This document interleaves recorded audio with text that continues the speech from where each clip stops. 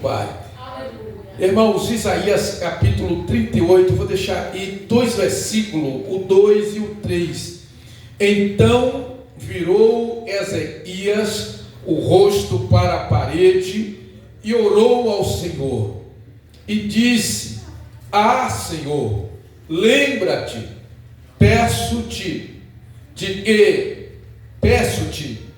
que andei diante de ti em verdade e com coração perfeito, e fiz o que era reto aos teus olhos. E chorou Ezequias muitíssimo. Glória a Deus.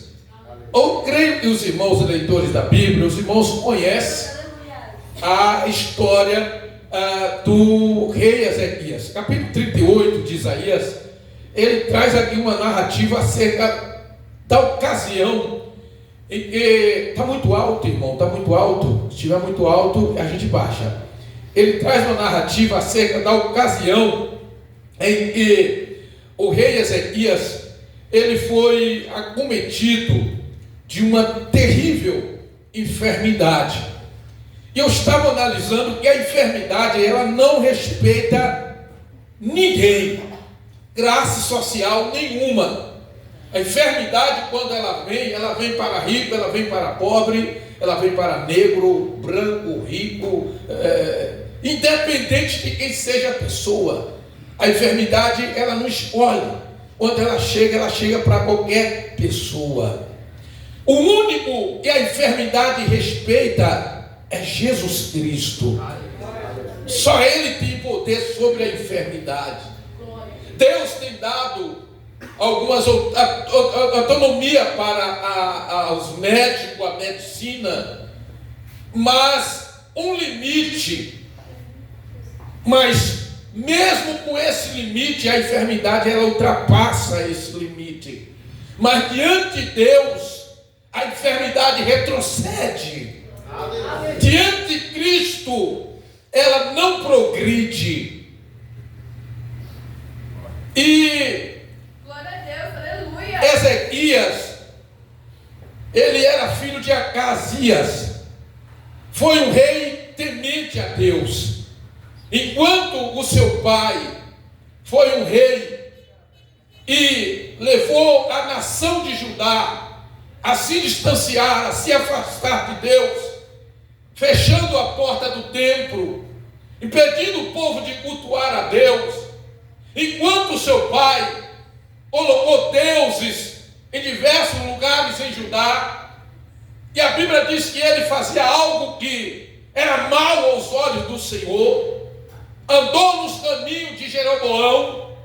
Enquanto isso, seu filho Ezequias, ele é um homem temente a Deus, alguém que realmente a Bíblia vai dizer que andou no caminho de Davi, o seu pai.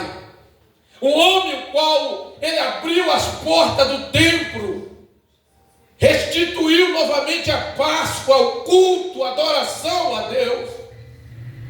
E esse homem que andou no caminho do Senhor foi afrontado pelo rei da Síria, e na ocasião já tinha levado Israel para o cativeiro, e agora ele queria também invadir Judá. Mas Ezequias consultou a Deus. Ezequias foi falar com Deus, porque Ezequias era um homem que tinha experiência com Deus, intimidade com Deus. E ele vai falar com Deus.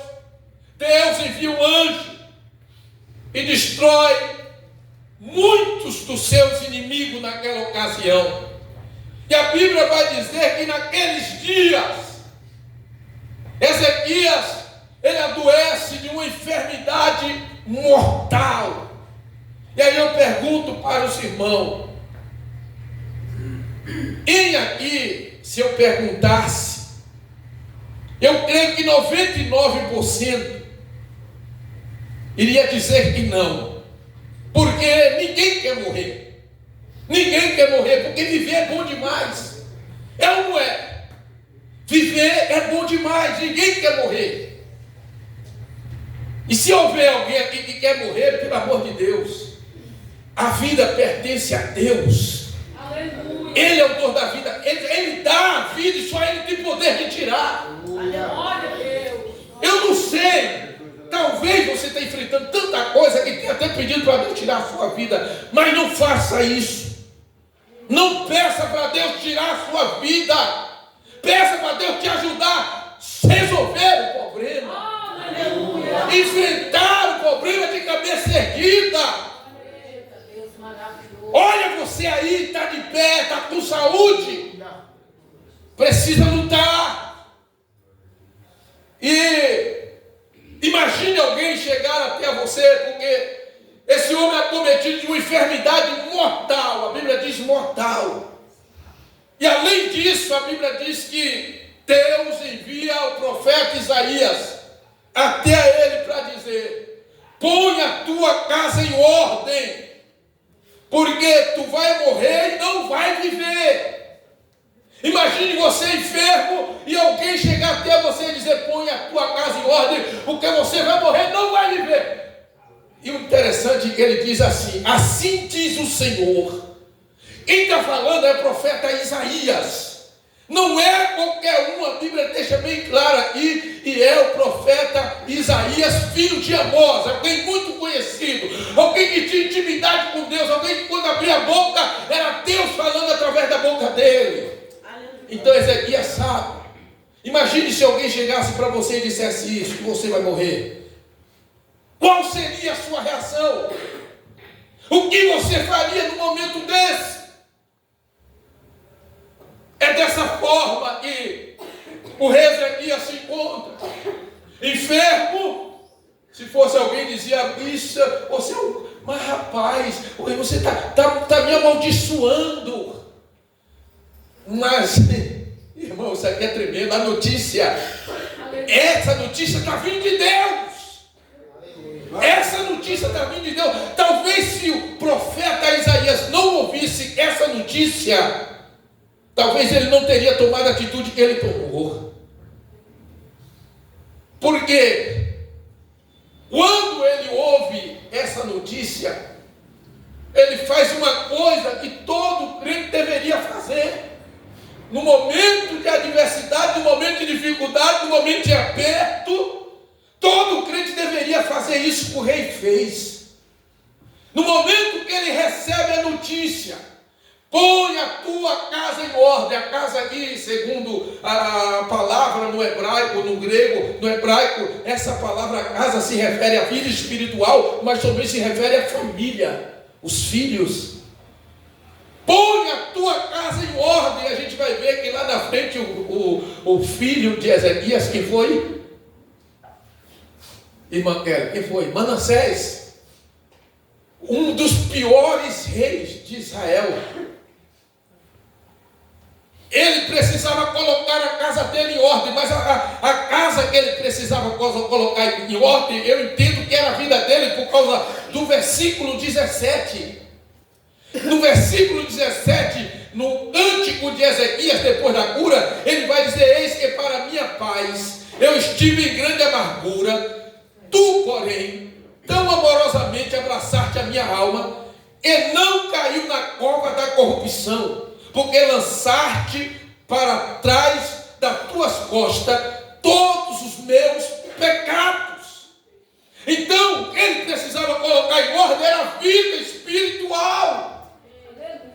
Bem-aventurado aquele que ouve a voz de Deus e atenta para o que Deus fala, e se prostra e se humilha e se quebranta diante do Senhor. Ezequias, quando ele ouve, ele entra para dentro do seu quarto, do seu aposento, e vai falar com Deus. Eu gosto muito do versículo que Deus diz assim: por causa do gemido do pobre, do clamor do necessitado, eu me levantarei agora. O coração quebrantado e contrito Deus não despreza. É tocar no coração de Deus, se prostra, se humilha. Aleluia! Esse rei entra para dentro do quarto. Enquanto o profeta vai para o pátio, ele entra para o quarto. E ele começa a falar com Deus. Expressar a sua vida de devoção, de temor, de servidão a Deus. E ele começa a se derramar na presença do Senhor. É como o salmista disse: toda noite eu faço nadar na minha cama, porque o sofrimento era muito grande. E ele se prostra, e ele se rende ao Senhor. Aleluia. Irmãos, eu anotei algo aqui que alguém disse, deixa eu ver onde é que está. Deus é imutável. Deus é imutável, Deus não muda. Mas de acordo a reação e nós temos, quando uma sentença da parte de Deus vem, Deus revoga o decreto que ele determinou. Foi assim lá em Nínive. Deus disse para Jonas: prega. O cheiro do pecado desse povo chegou até a minha narina. Vou destruir tudo, prega. Porque se eles se arrependerem, eu vou mudar a sentença. Com glória. Aleluia. Ezequias, irmãos, ele entra para dentro do seu quarto e vai falar com Deus. Ele sabia, irmão, e ele estava diante de uma sentença de morte. Mas ele sabia também que o Deus que estabeleceu a sentença poderia revogar a causa. Oh, glória, como é bom quando o crente sabe, irmão. E ele tem um Deus misericordioso, bondoso, amoroso. Aleluia. Está sempre de braços abertos, disposto a socorrer, a ajudar aquele que recorre a ele, pedindo ajuda, pedindo socorro. Ele disse: o meu povo, que se chama pelo meu nome, se humilhar e orar e buscar a minha face, se converter dos seus maus caminhos, então virei do céu, perdoarei dos seus pecados e sararei a sua terra. Como é bom quando o crente sabe disso. Irmãos, ele alcança a graça, ele alcança a misericórdia, ele alcança o favor de Deus. Ele vê o agir, o operar de Deus agindo na vida dele, em favor dele. Às vezes, irmão, eu fico pensando, antigamente os crentes tinham tanta coisa para contar, tanto testemunho para falar dos feitos e da grandeza de Deus. Você dava uma oportunidade, um levantava a mão, outro levantava a mão, porque tinha algo para falar acerca de Deus, dos feitos de Deus. Porque hoje o crente tem uma dor de cabeça, corre para o médico, tem uma dor de barriga, corre para o médico, quando na verdade Deus quer que ele se prostra, se humilha, busca para ele fazer um milagre, para você testificar das grandezas deles.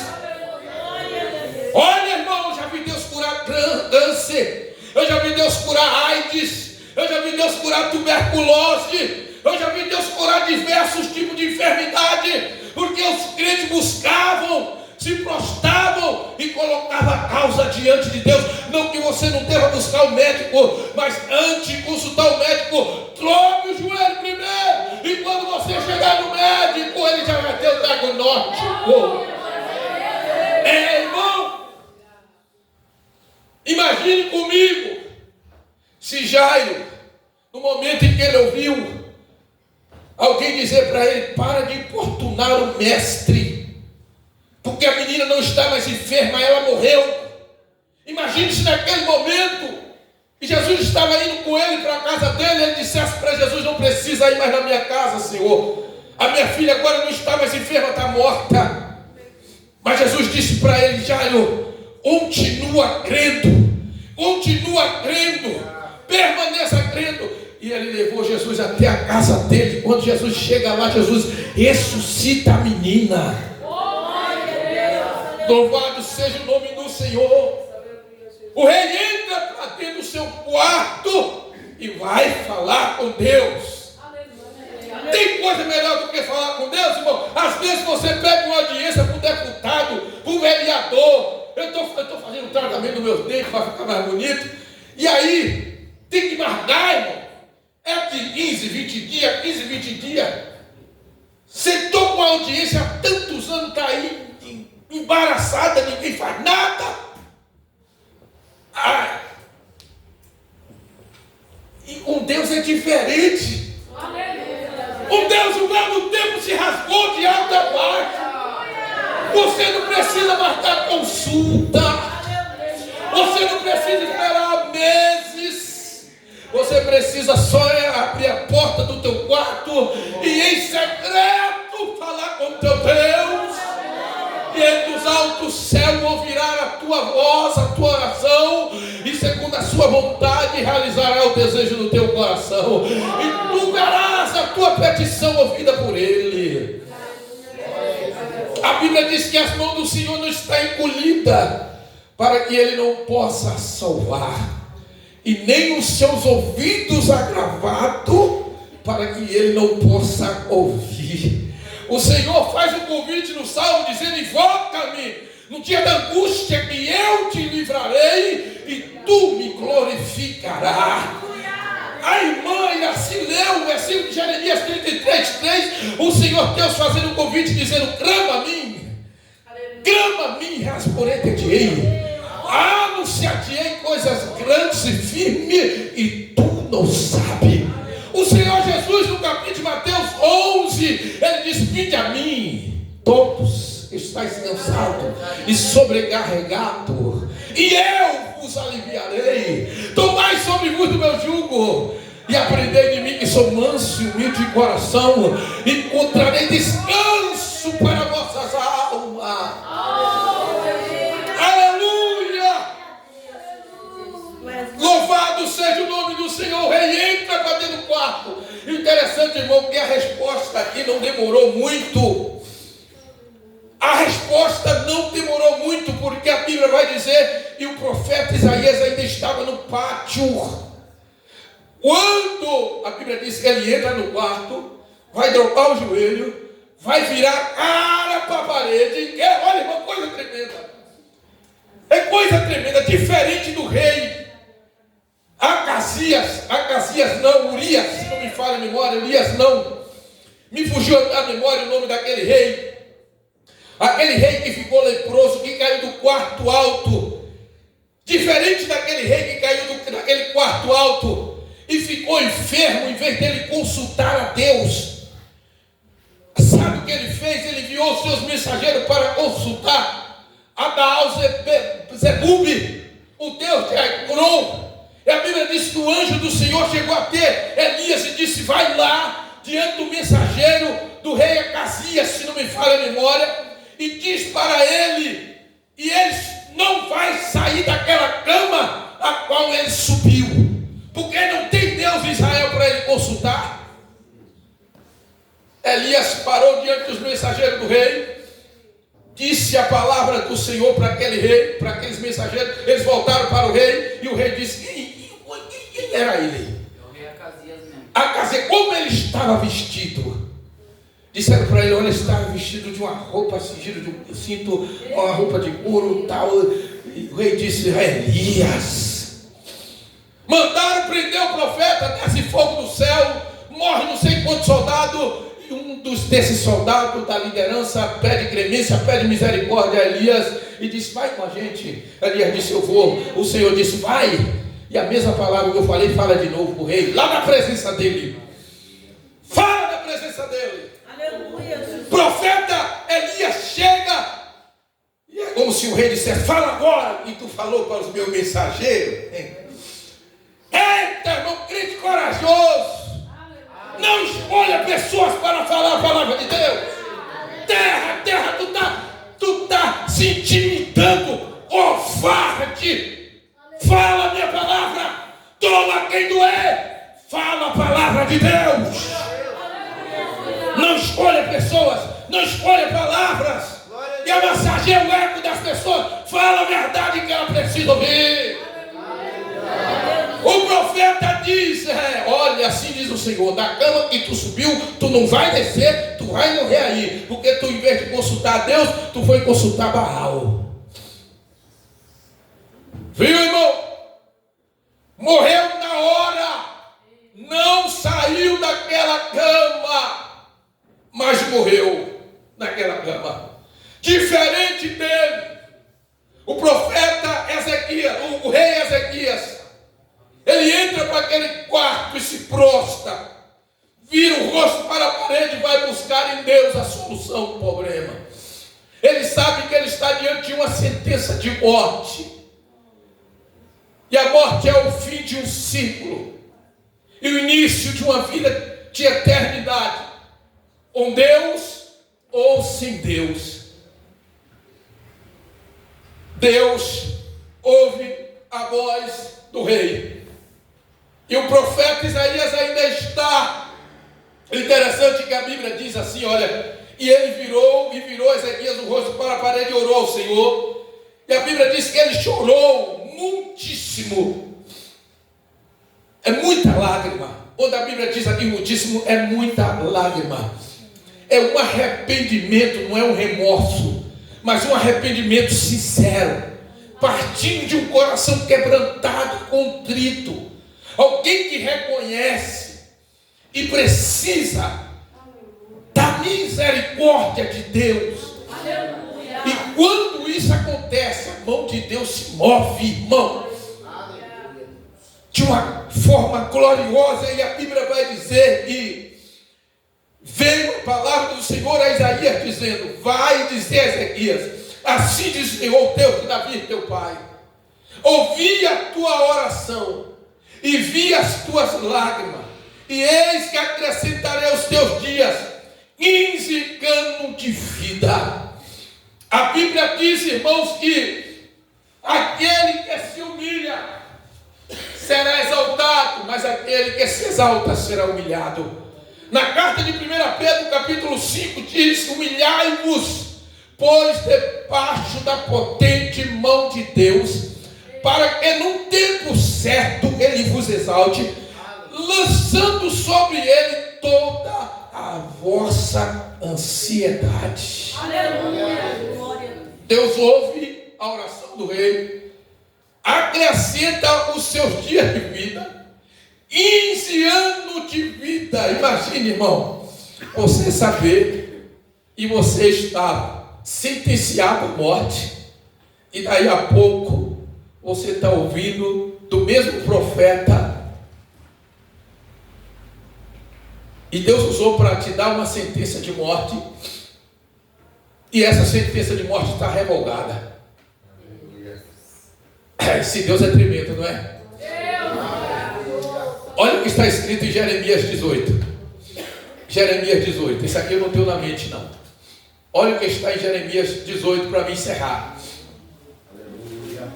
Glória a Deus. Aleluia. Jeremias 18, do 7 ao 10. No momento em que eu falar contra uma nação e contra um reino, para arrancar e para derribar e para destruir, se a tal nação, contra a qual falar, se converter da sua maldade, também eu me arrependerei do mal que pensava fazer. E no momento em que eu falar de uma gente, de um reino, para edificar e para plantar, se ele fizer o mal diante dos meus olhos, não dando ouvido à minha voz, então me arrependerei do bem que tinha dito que ele faria. Olha só como que Deus trabalha.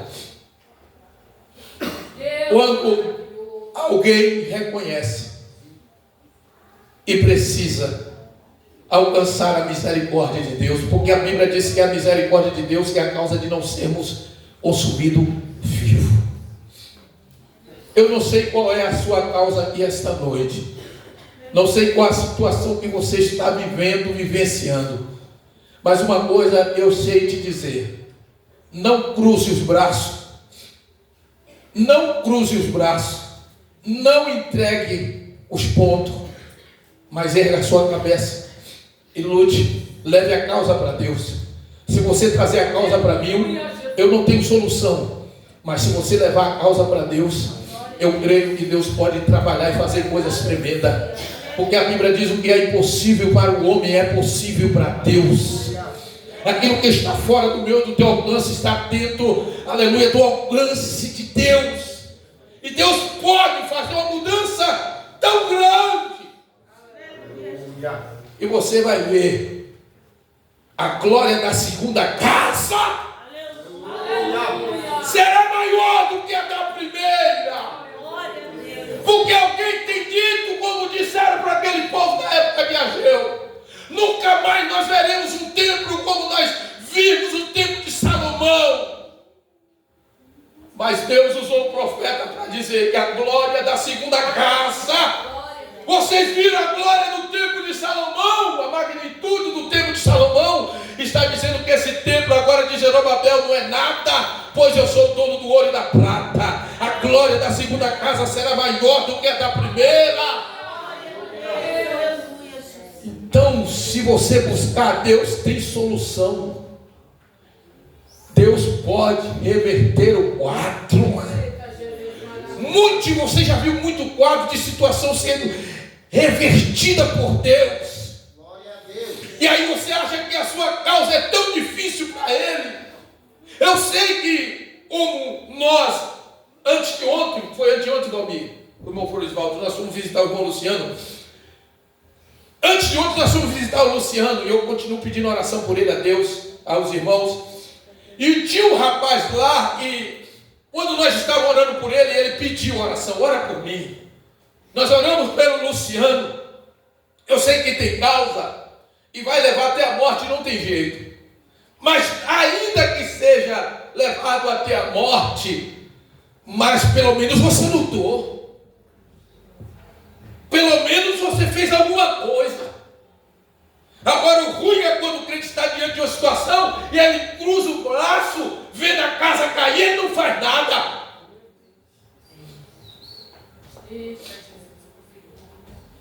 Aleluia. Glória a Deus. A Bíblia diz que aquela mulher do fluxo de sangue, a causa dela, ela tinha gastado tudo com médico e não melhorava. Ia de mal a pior, até que um dia ela ouviu falar de Jesus. Ela disse: eu vou recorrer a Ele. Eu vou recorrer a Ele. E nós oramos pelo Luciano, aquele rapaz pediu oração, depois nós fomos orar por ele. Deus tem as suas formas de trabalhar. Eu volto a dizer, se Ezequias não tivesse ouvido isso aqui da parte de Deus, talvez ele não teria sido curado, teria morrido. Porque no momento em que ele ouviu a sentença, ele correu para os pés do Senhor. E nós fomos lá no hospital, fizemos oração pelo Luciano. Daí a pouco nós fomos orar pelo aquele rapaz. Ele ia abrir a boca para dizer: eu estou com isso, com aquilo. Eu falei: não, nós vamos orar por você. O Senhor sabe qual é a tua enfermidade. Irmão, nós oramos por ele, fizemos o apelo. Ele disse: eu quero. Como foi que ele falou, Florisvaldo? Cadê Florisvaldo? Ele saiu. Ele aceitou Jesus naquele momento. Ele aceitou Jesus naquele momento. E agora à noite eu soube pela irmã Ana Lúcia que ele morreu hoje de manhã. Já partiu hoje de manhã. Já partiu salvo, eu creio, introduzido na glória. Louvado seja o nome do Senhor. Eu falei para Luciano: olha, Deus te trouxe aqui para um propósito. Imediatamente o propósito foi a salvação daquela alma. Salvação daquela alma. E os irmãos oram pela família, mas você que está vivo, está viva, tem saúde, dá para lutar, sai da depressão, levanta a cabeça, homem, levanta a cabeça, mulher, cria força, busca força em Deus. O salmista disse: ainda que o exército se levantasse contra mim, nele eu confiaria. Ainda que a guerra se levantasse contra mim, nele eu esperaria.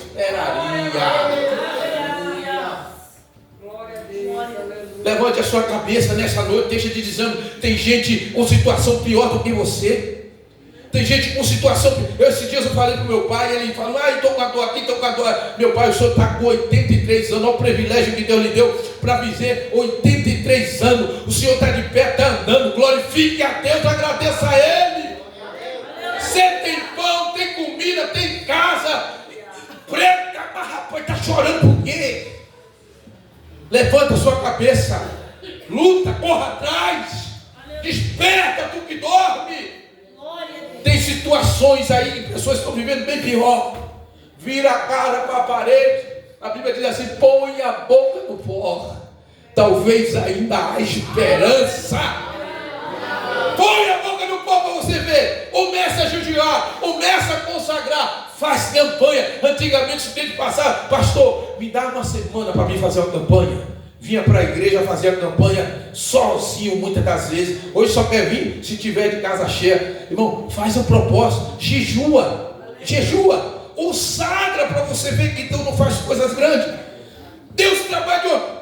Essa moda de hoje, irmão, de depressão, eu sei que tem casos e casos, mas tem casos que é modismo, irmão. Vai para o joelho para você ver se Deus não expulsa todo tipo de demônio. Vai para o joelho para você ver se Deus não abre porta que está fechada. Se Deus não arranca a enfermidade que está lhe acompanhando há tantos anos. Deus quer fazer, Deus quer realizar, mas Ele quer encontrar homens e mulheres de fé, como aquele leproso que se prostrou diante do Senhor e disse: Senhor, se tu queres, pode me tornar limpo. Ele disse: eu quero, seja limpo. Imediatamente a lepra saiu e aquele homem ficou purificado. Porque sem fé, a Bíblia diz que sem fé é impossível agradar a Deus. Porque importa que aqueles que se aproximam dele creia que Ele existe e é galardoador do que os busca. Exercita a sua fé.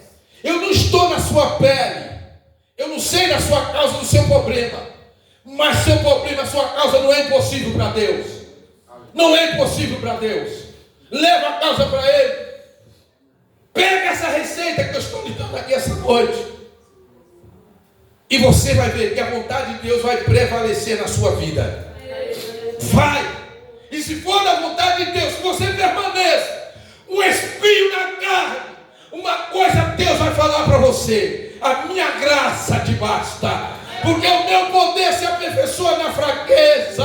Aí você vai dizer como Paulo disse: agora eu sei, e quando eu sou fraco, eu sou forte. Eita, coisa gostosa é saber que a gente temos um Deus desse. Eu tenho tanta prova, irmão, tanta prova, mas eu ponho tudo nos pés do Senhor. E Deus tem trabalhado de uma forma gloriosa. Você que tem uma batalha na mente muito grande, você que tem uma batalha na mente muito grande, se você jejuar, você vai ver.